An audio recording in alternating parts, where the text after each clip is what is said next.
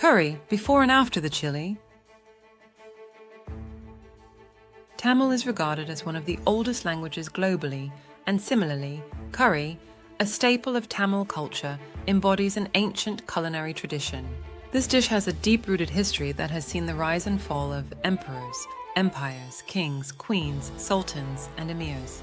Today, it continues to thrive within the Tamil community and is celebrated around the world.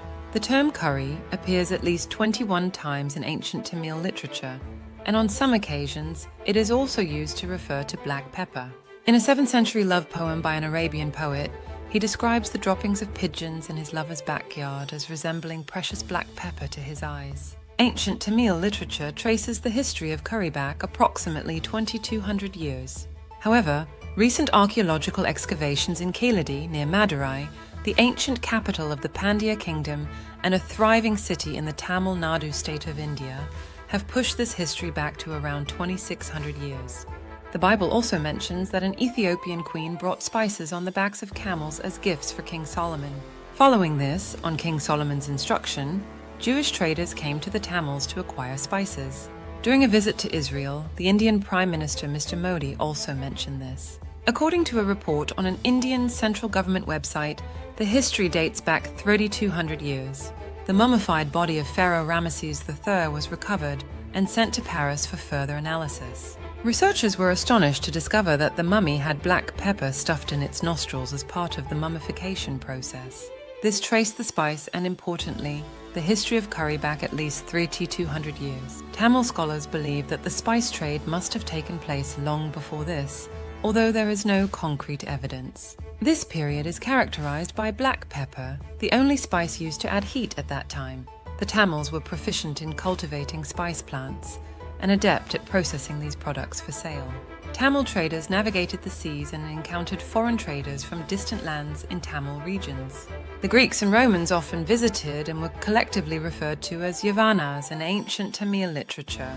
One specific work, Patnapalai, about a port city of the early Chola kingdom, describes the shelters of the Yavanas and their antics in a coastal region of Tamil Nadu, which later became known as the Curry Zone or Coromandel. Yavana warriors served as personal guards for the palaces of royalty and were a part of the Tamil army. The Chinese, Arabs, Malays, Javanese, and Sumatrans also sought spices from the Tamils. In 2017, Chinese archaeologists conducted excavation activities on Kate's Elet and discovered numerous artifacts. They asserted that there had been a trading post in that location. It appears that my Kate's Islet has been visited by the Chinese, Arabs, Portuguese, Dutch, and ultimately the British. This period was primarily characterized by black pepper trade. Everything was progressing smoothly until the onset of the second millennium when the Crusades began. This conflict between European Christians and Arab Muslims over the holy city of Jerusalem hindered European access to the Mediterranean Sea, allowing Arabs to become the dominant traders of spices, particularly black pepper. As a result, the Arabs who successfully transported black pepper to European cities such as Venice were able to demand very high prices. At times, black pepper was exchanged for gold, and some kingdoms accepted it as payment for tax obligations, leading to the term pepper tax. The Europeans began to realize that they were indirectly funding the war, referred to as the Crusade, which was being waged against them.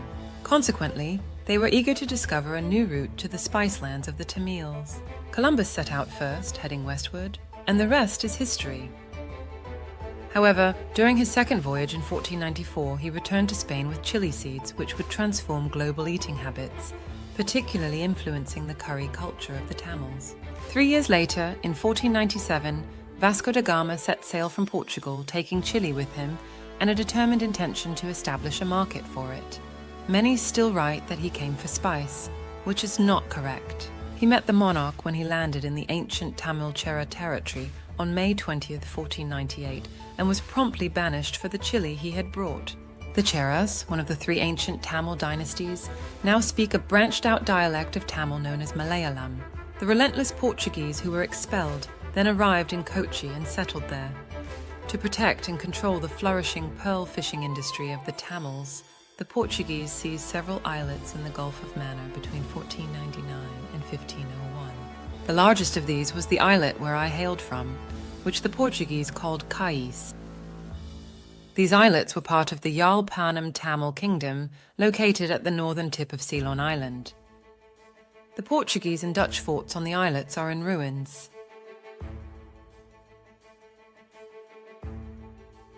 In these islets, the Portuguese introduced chili and various new vegetables, marking the beginning of the chili era alongside a curry renaissance. This period saw the emergence of a newly innovated curry powder, the world's first, and a creative collaboration between the Tamils and the Portuguese. This curry powder was later taken to Malacca, Macau, Thailand, Indonesia, and Japan by the Portuguese, leading to the spread of post-chili era curry. It was also introduced in Goa, Ethiopia, and several other African countries.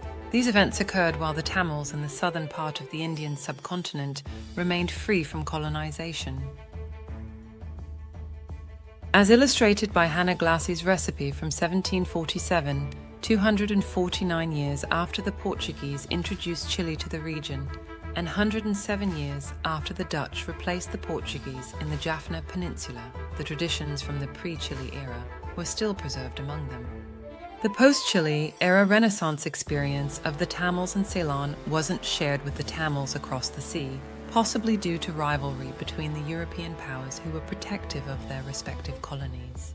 Additionally, the Tamils in the southern Indian subcontinent were cautious of European colonization ambitions, so they avoided contact.